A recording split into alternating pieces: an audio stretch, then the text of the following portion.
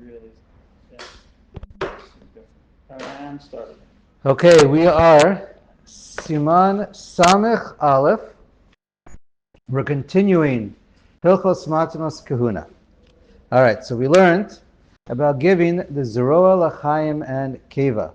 So yes, the Chalev above and below the Keva is Chalev that's aser to eat. You can use it, but it's aser to eat with kares is the chalev, if I have it correctly, of the keshet below, and the top part, where it's the smaller inner side of the arch of the keva, that's the yeter, and that would be aser derabana. Okay, so that was pointed out yesterday. Um, we spoke about correct. Panimi is darabanan and chitzon daraisa. 99% positive. We'll see that again shortly, and it's coming up in a later siman. Then we spoke about a suffix trefa is pater, but like we mentioned yesterday, the Kaf HaChaim writes if it's only mitzad chumra or minhag, and the Kohen would eat it, then you have to give it to him, because midin, you have to give it to him, right? You're only being machmer for yourself, but you can't be machmer for someone else. And we also mentioned it's a mitzvah to separate it before you eat it. There's no specific mitzvah to be mafresh, but to give it to the Kohen right away. Another reason is because there is an opinion in the Gemara, this is the Gra brings down, that there's an opinion in the Gemara that it has a din of tevel. And we don't paskin like that. It has no kedusha, and you're allowed to eat it lechatchila beforehand. But there's a mitzvah to be makayim that opinion in the Gemara, who holds its teva. So that's why it's a maila. It's not a chiyuv derabanan, it's just a maila. And this will come up soon. We spoke about the kohenet.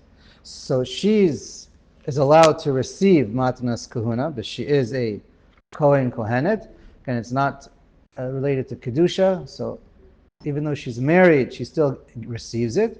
Her husband can also receive it, because there's a couple different among the Rishonim how to see it. The Ran calls it ishto kegufo, and some say it's yad of the isha is the yad baila is the yad of the isha. So it's another it's her extended hand.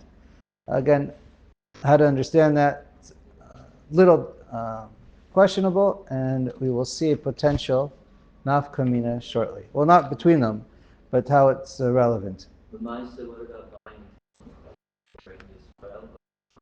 Buying tongue from a Yisrael.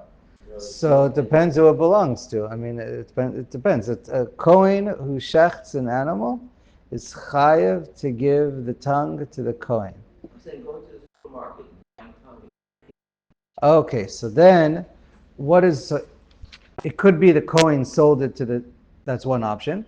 Generally speaking, what they do, and I think we'll focus on this tomorrow, is they sell a portion of the entire animal. So a portion of that tongue belongs to, for sure, if it's a goy.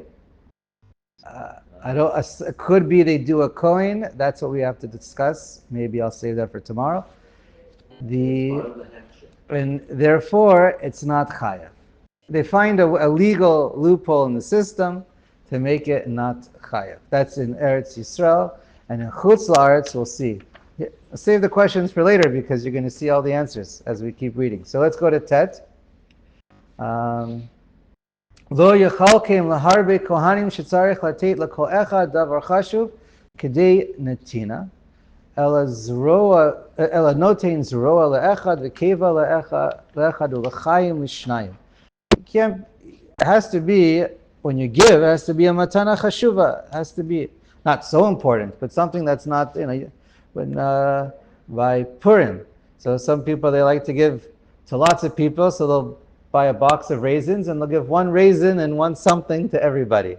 That's not appropriate. I don't think it's appropriate for Purim, but we'll save that for Purim. Maybe it is, maybe it isn't. Here we see it's for sure not considered a matana chashuva. Doesn't mean you have to give him the whole cow either. It just has to be Like we said, for the normal size of an animal, you have to give them an entire arm, that's the two bones, an entire keva, or the jaw you can split in half, and that means also the tongue you cut in half. That's the best part. So you can't, all right. So that's how you split the tongue. You split the jaw and you split the tongue. If you're going to do that, that's fine. That's chashuv enough. So,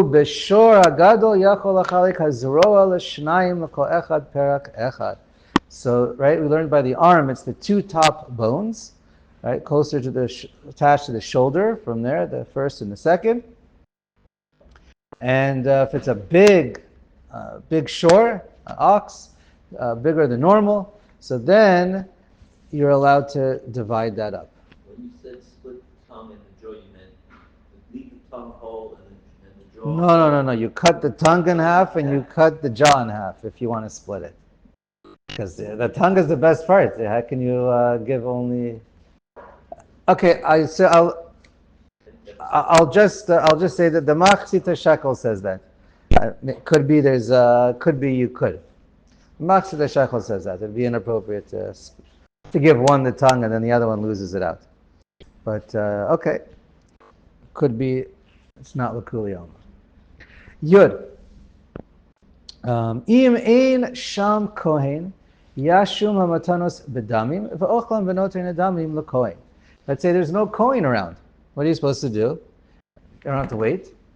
Eat it yourself, but just know, set aside money that whatever belonged to the kohen, the money that you can sell the tongue for, and whatever the matanos, that money you save, you give it to the kohen when you find them. But right now you can eat it. Again, there's no kedusha whatsoever on these matanos. So you owe him the money. You're doing it properly. So there's no issue of gezel. You're going to give it to him. And you don't have to do like meiser. There's no podeh. There's no chomesh. There's no knas.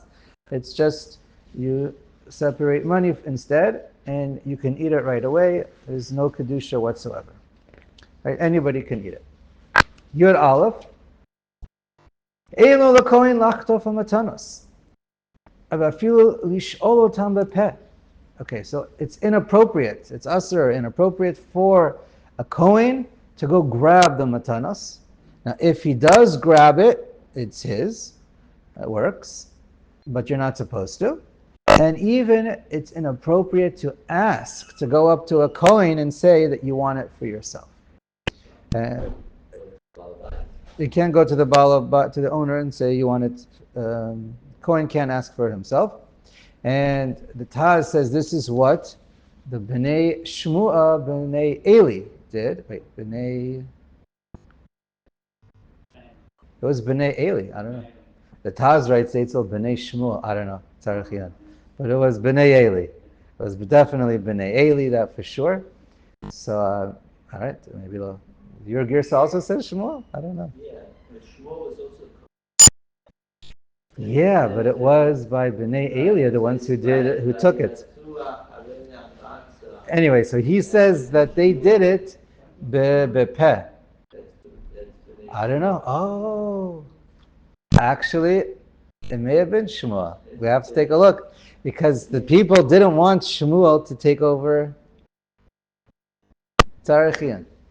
To look inside. It could be that we know that Bnei Eli got punished because they took it. But these psukim it may have been that they physically took it, should have prepared better. And it could be Shmuel just asked, the Bnei Shmuel asked for it. Either way, if you grab it and take it, or you verbally ask, maybe the Taz is dafka that it's Bnei Shmuel. If you do either one, I think Bnei Eli actually took it. Maybe they asked. And he's saying here, that's by the kachin, which is also inappropriate. So Bnei Eli is by kachin. Okay. Okay. Anyway, everyone should review their regular learning of Shmuel, of Tanakh, and Mimachalik. This is interesting. Okay. So anyways, you don't ask for it and you don't take it. Either one is completely inappropriate.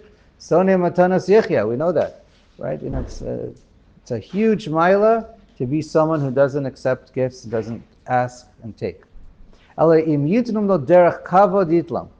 you can take it if someone gives it you derech kavod. He gives up, comes to you and gives you a proper amount that says it's for you.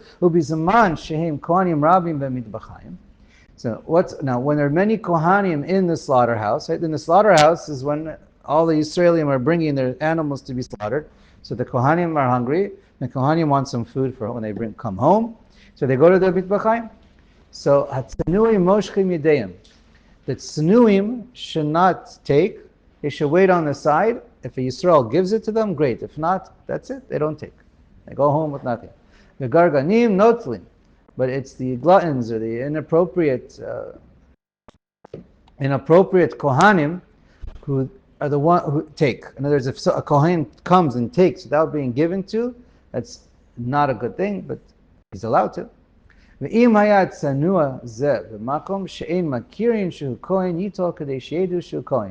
However, there is one time you're new to the neighborhood and you have to prove yourself. You have to prove that you're a kohen. So therefore, it's actually good for you to have a little bit of guts, a little bit of, sometimes pride is good. You should get up and take, right, run to the front of the line and take, but just once or a couple times, just so that people know that you're a Kohen, and then you should go back to being a tsanua. Okay, this doesn't take you away from being a tsanua. You're doing it for a reason. Okay, Yud Bet. HaKohen yachol ochlam b'chol inyan she'arev alav yoter. Now the Kohen can eat it however he wants. Now,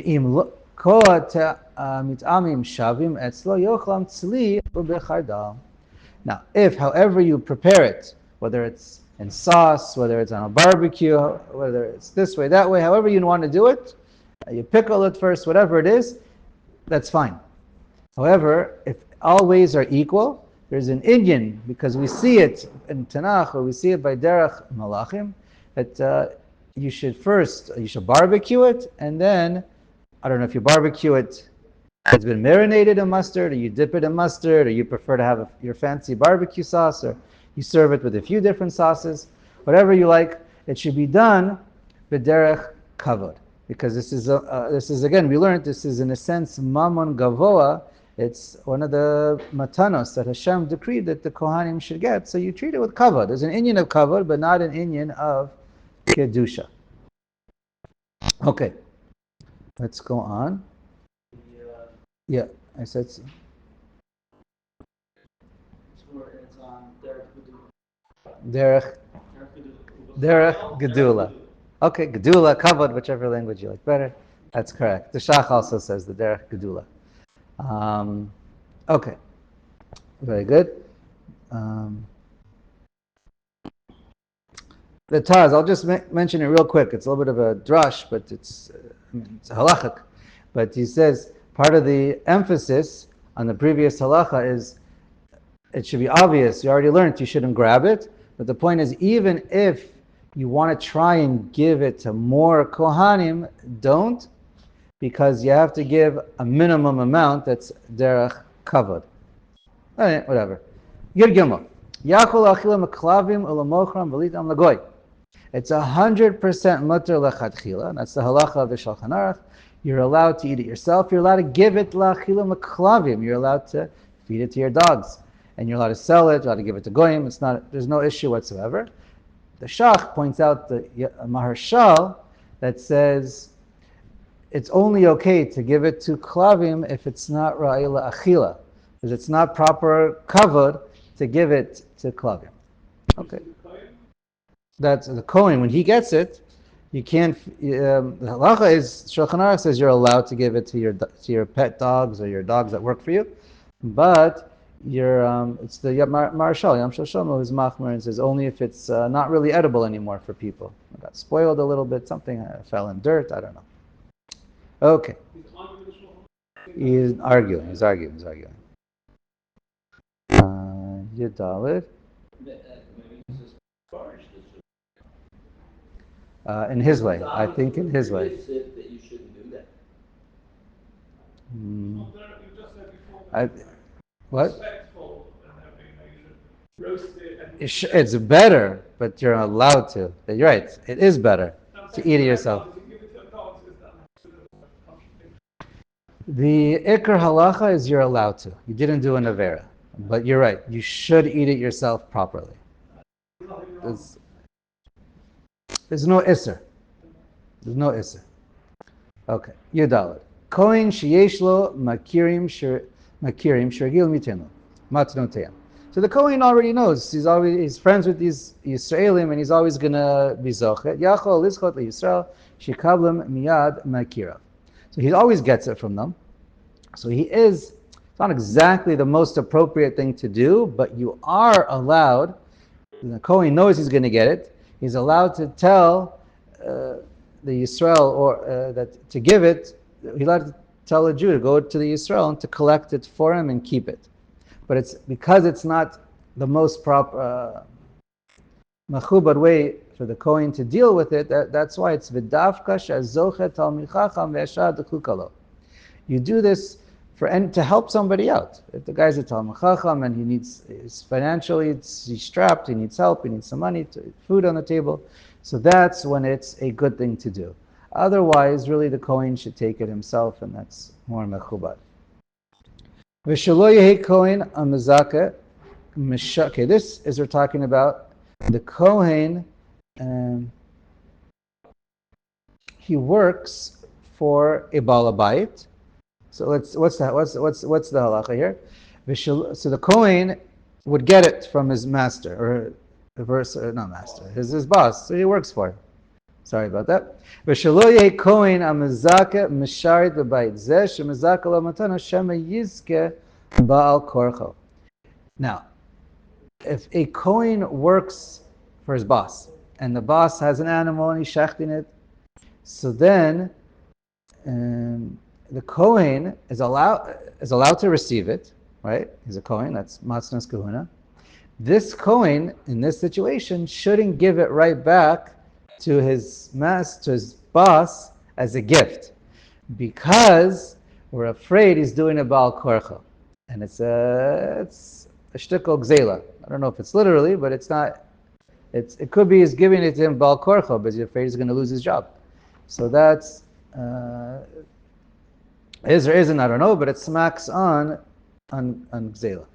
V'hu adin im a kohen mishari b'bayit ba'al bayit. Also, if he works for this Baal bayit, so the Baal bayit is shechtin, he would give the matanas kahuna to his Kohen is working for him.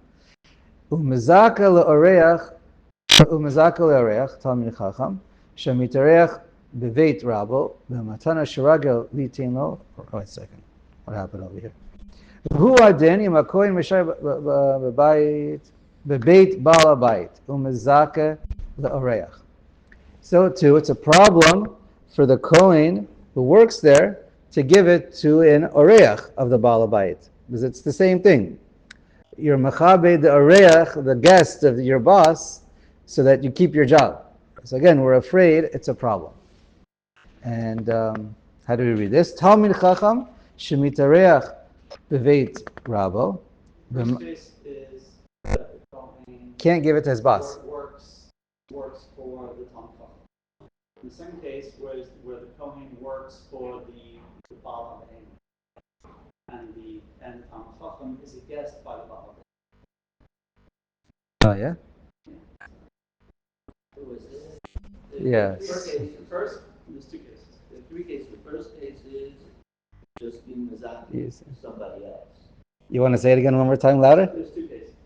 The cases where the Kohen should not be mizaka is the first case is where the Kohen works for the Talmid. The Kohen works for Talmid Chacham. All right, and the second case is where the Kohen works for the Talmid, and the Talmid Chacham is an oreach by the Baal HaBein. It's the same idea. Okay. It shouldn't look like it's forced. It doesn't look like you know. Okay, you can't give it to anyone that you're working for. Basically, you can't give it for who you're working for, or even if the oreach of who you're working for as well. You didn't see that. You saw that. Okay. Okay. Fine. It's us to do that. Fine. Let's read on to Ted. Well, read this again at home by yourself. Okay. Let's read Tedvav. Lo natana matanas lakoin, ela achlan o ifsidan. Now, the owner of the animal, the owner of the animal, so he has to give it, right? There's a chiyuv to give it to a Kohen, but what does he do? He doesn't. He decides to keep it for himself. He eats it, he ruins it, he sells it, whatever he wants to do with it. So what's the halacha? Patur midine adam. There's nothing in this world that you have to do to another. You don't have to pay. There's no one person or Kohen that you pay back because you did gezela from the shevet. You stole from the whole shevet, but it's maman she'ein lo tovim. There's no Kohen who can walk up to you and say, now you owe it to me, because you'll just say, I would have given it to someone else. So there's no, Beis Din can't make him pay anybody. Ala kadei latzes yedei shamayim tzarich lifroa demeihem. But Lamaisa, you do have to find the Kohen to give money to, because you are a gazlan, and be'etzem you are chayiv to pay back the money. Just because Beis Din can't force you to give it to a particular Kohen, you have a moral obligation midaraisa to pay back to somebody else. Latzas yedei shamayim. It's not a chumrah. It's mi'ikar adin. Okay. This is just a moral. It's a halachic obligation. It's a moral and halachic. It's davar she'ein shalom. Right. You're a gazlan. If someone does that, is a gazlan. Fine. Ted Zayin. Yisrael sheshalach ha'chaveru basar ve'matanas bo muter la'achlan. So now Yisrael sends meat to somebody, and you see that there's a zerola chayim v'keva there. You're allowed to eat it. You can assume that he bought it from a Kohen, or it was never chayiv in the first place. You don't have to worry that he's a gazlan. And even if the guy was a gazlan, it's even mutter to eat it anyway. So for you yourself, he did the avera, and that this food is 100% chulin. So it's 100% mutter for you to eat it, and you don't have to worry about what. Right? You don't walk around the street and start accusing people of being a gazlan, or start checking on people and making it your business. What? On the gazlan, on the owner of the animal, but the one who receives it, there's nothing for him to do. He can eat it, and you don't have to worry. All right, you go to the store and you buy, you don't have to worry. Yud Zayin. Right? The chiyuv could be on the shacht house, on the people who own the animals when they shecht it, but the slaughterhouses. But himself is allowed to eat it and then just give him right. Even if it's a vazai, exactly. Even if it's a vazai gazan, that's what we said. Why? Because the Balabais is able to eat that food himself. The gazan. And then just pay it for Kohen. He's allowed to do the it's chulin. Right, it's the gazlan's money. When someone else steals, there's a lot of thieves out on the street. Unfortunately, it's not your business to start paying back everyone who lost their money. To support them. You're right, you're not allowed to, but you don't have to choshesh that when you get it as a gift. But you're right, we're going to learn that you can't, that there's an Isra. Okay, we'll get there in a moment. Later on. I guess tomorrow. Yes, we'll do a drop more. Yud Zayin. Yeah, let's do this real quick. Yud Zayin. You know what, maybe we'll stop, because Yud Zayin and Yud Chet go well together. Let's stop. Careful.